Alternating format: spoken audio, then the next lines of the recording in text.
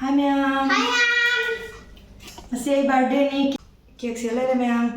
Jadi candle je cukup lagi. Nang lau. Papa piada. Suka. Enggak tuh. Nah, mau makan ini. Cak, Mau Luka. makan ini. Luka, enggak dong. Nah, cak ini. Sam.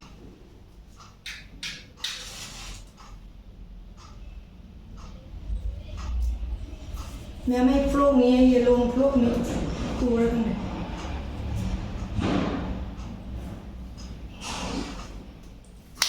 Oktober di tantra mga. Lah. Sawa. Happy birthday to you.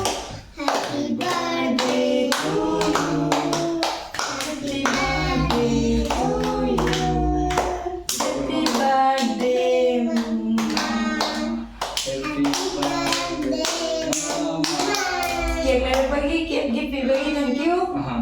Kau. Kapag surprise bagi jangan mamay birthday. Enggak, mama mo kapal. Mau apa beda? Mau musa kan? Mayam ka kaya ko musa lagi di ko pangirong. Happy birthday. Good.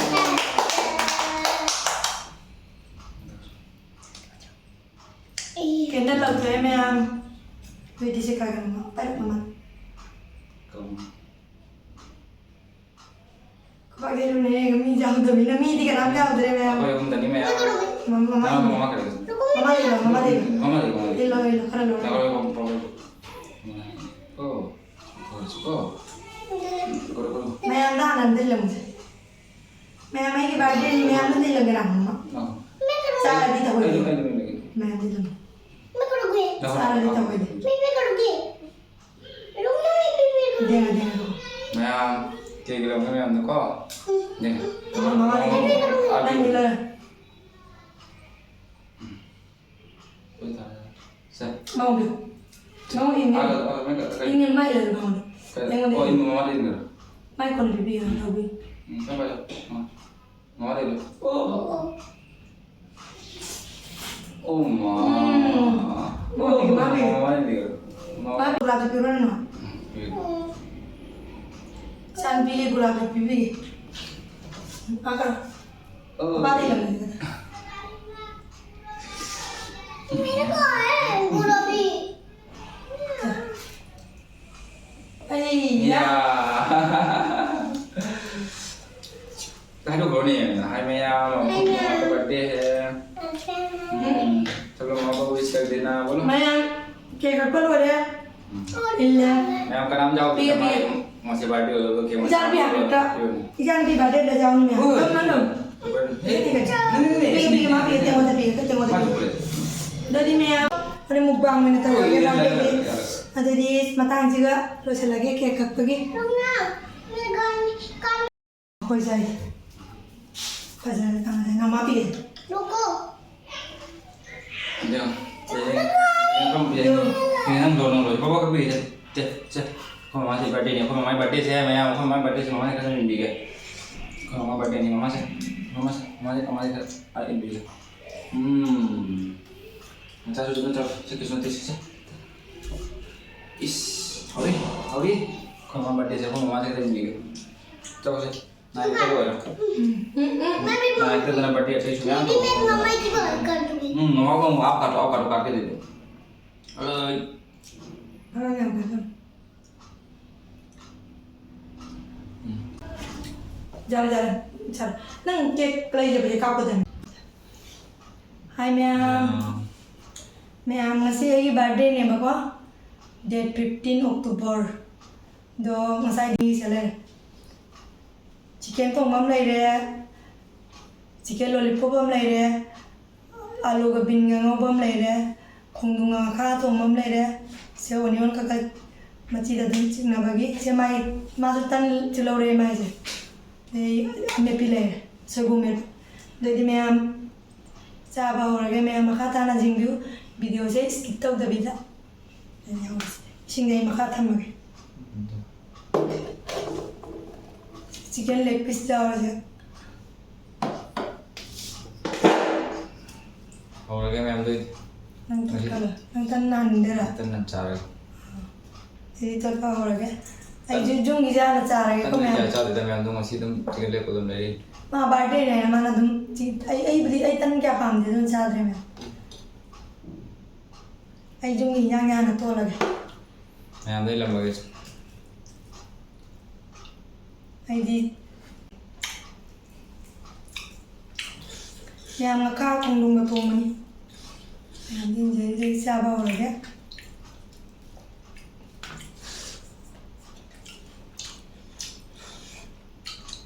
ꯉꯈꯥ ꯊꯣꯡꯕ ꯍꯥꯎꯋꯦꯉꯈꯥ ꯊꯣꯡꯕꯁꯦ ꯍꯥꯎꯋꯦ ꯃꯌꯥꯝ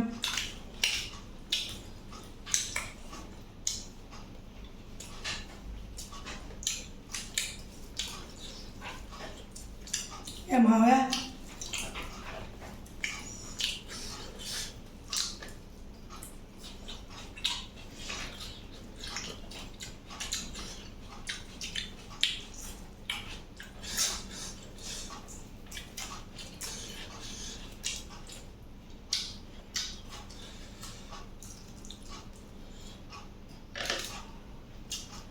Hotel tengo todo un charma. Ahí no se abre.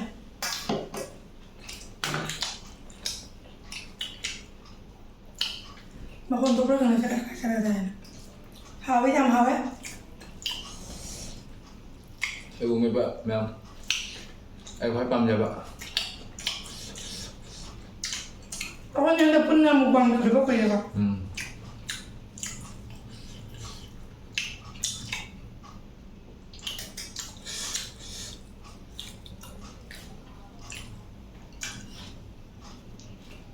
Ngon boleh.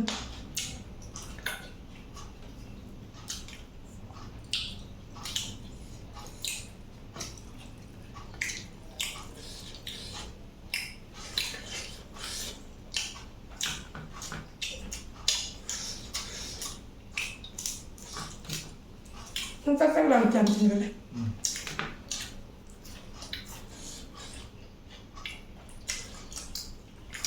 Em hả? nó khá quá ngon không cá đấy mèo Không đúng rồi. Đừng chua đi nó khá không đúng à pan vậy Nó cari pan thùng bậc tôi đi mang gì? hỏi Hả? nó khá nói Kasi ko, nakapamukhay. Nga sumuya nga sana dito. Dili diba? Ado na nga sa na gumba leho taro para không phải để chơi không vào muy style de dili niyo. Lekpi sele program. aku để chơi không vào không lap yo coba Hotel isi mo cha denga. Ikan to ma ai di tum na to ma ha hotel mai apa mai ko. Mini hotel ye pa na le. Nada. Por mo mana de. sợi gốm nó hay đấy hả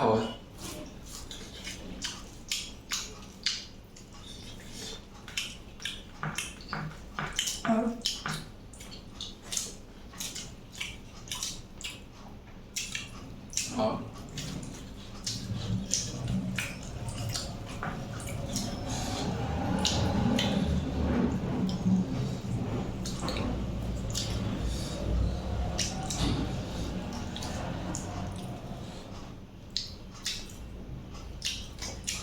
Làm hồi á.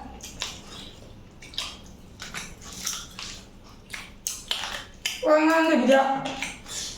Cha đi đến ngoài rồi mà là. Tôi chắc chắn là mày nó đi quang ngang được video gặp cũng ngang ngang.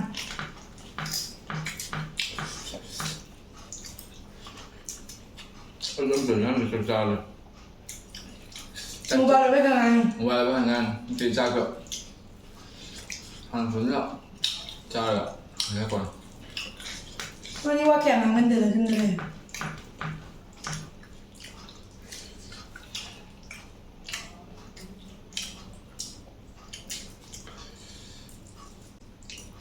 Chứ có lẽ không gì này吧 tôi vẫn hay bịa Cái là chồng bấm lâu nữa. Anh này dám mà cô đi phun được cha con là thằng đây kìa. Người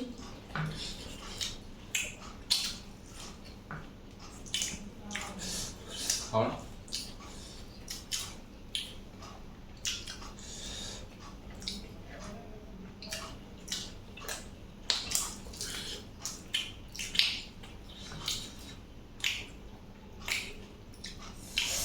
ꯃꯌꯥꯝ support ꯇꯧꯕꯤꯌꯣ ꯑꯩꯈꯣꯏ ꯆꯦꯅꯦꯜꯁꯦ 그냥 살살 좀 밀어면 한 밀어 커지 완 게도 한 밀어면 ꯑꯩꯅ subscribe ꯇꯧꯔꯒ ꯂꯧꯊꯣꯛꯄ ꯌꯥꯝ ꯅꯨꯡꯉꯥꯏꯇꯦꯕ ꯑꯃꯨꯛ ꯈꯜꯂꯤꯀꯣ ꯑꯩꯒꯤ ꯚꯤꯗꯤꯑꯣꯗꯣ ꯅꯨꯡꯉꯥꯏꯇꯗꯅ ꯂꯧꯊꯣꯛ ꯑꯣꯏꯔꯝꯒꯅꯤ ꯍꯥꯏꯅ ꯑꯩꯁꯨ ꯌꯥꯝ ꯊꯥꯒꯠꯄ ꯉꯝꯗꯦꯕ ꯍꯟꯗꯛ ꯑꯗꯨꯅ ꯃꯌꯥꯝ ꯍꯩꯅꯩꯕ ꯇꯥꯛꯄꯤꯅꯩꯁꯦ ꯑꯩ ꯀꯌꯥ ꯍꯩꯅꯗꯦ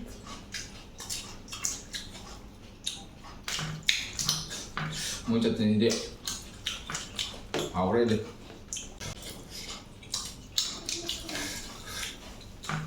ꯉꯥ ꯃꯆꯥꯗꯤ ꯍꯥꯎꯋꯦꯕ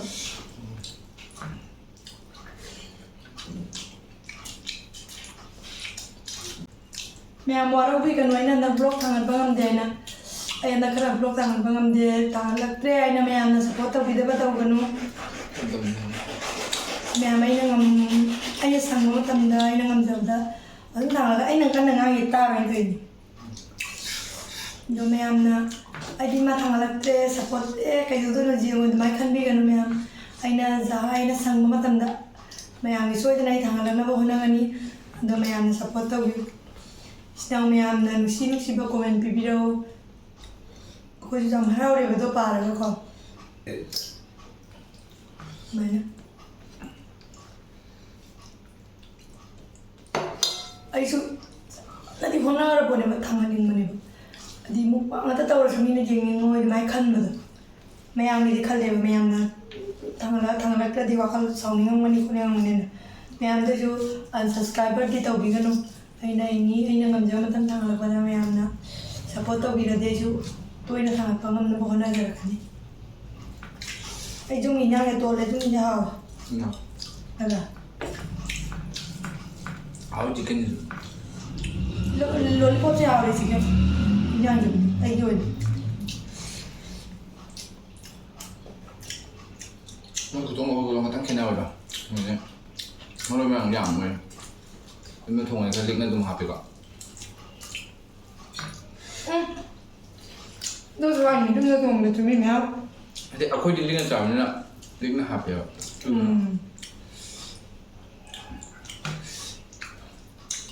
코이는 뭘 없지 먹어야 돼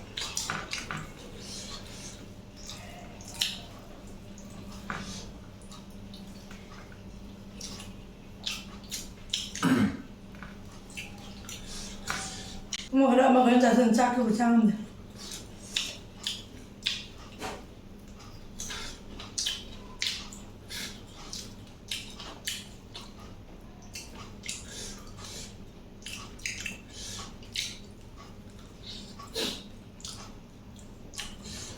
그래요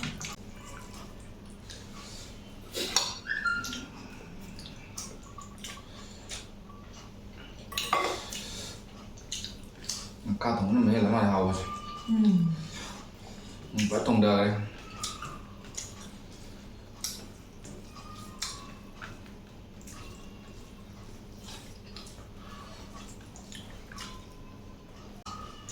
ấy chicken nga cái này có sai chứ không có sai để đây bố mẹ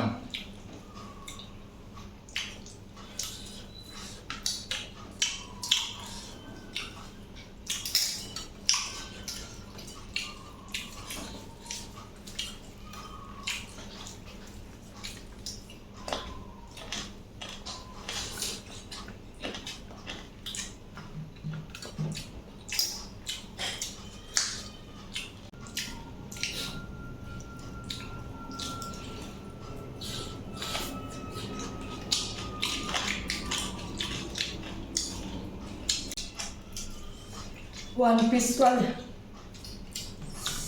그래서 레벨 좀 레이스 놈들 hinga taka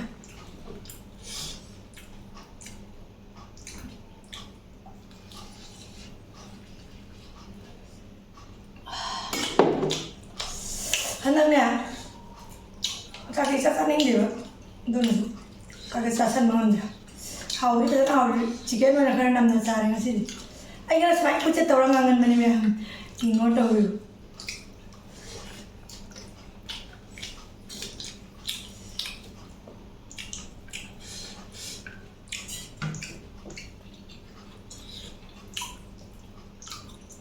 ไม่ไหวที่จะจะมาอะไรมาอันนั้นปากคนในบ้านเลยรู้ยังไงบ้านได้ปัง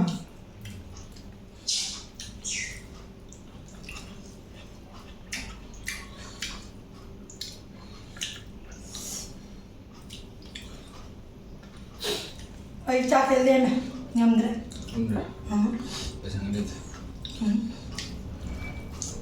Anda cak cak ini ya. Jadi mana cara ke mem?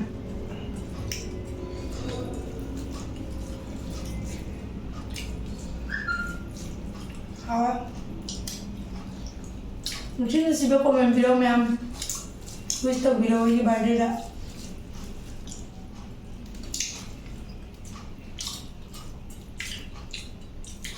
Alright.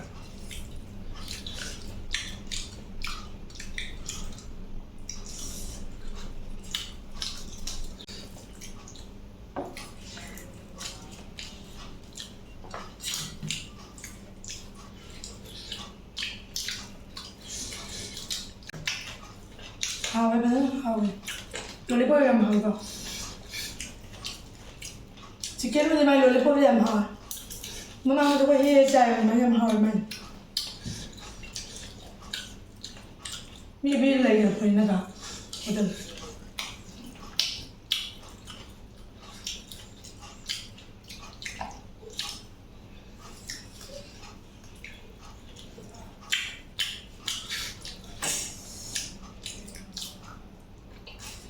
Liquid chăng thì quay lại nó chưa sao chừng hào brand cho mình giờ là chụp bắt ada chắc ít sao thì nó làm hình giờ rồi cái mình đây này quay tay lấy chân là ghé sao bị lồi đấy ai chắc cái liền mình quay ăn chắc cái này mà lồi đấy trên đây quay ni nang si mukbang daw jay se mayam da katang ngai biragadi like mamtang na biramu mayam share to view koi video se subscribe to biramu unsubscribe to binu mayam subscribe to bai matung da wakal sati na ngai de ba ko koi jo na jari ne ba video ana puri tangan pangam dekhangi ko ngami gai di wana jara ke dai matang ni ko lage alvida Bye. bye wish biramu mayam birthday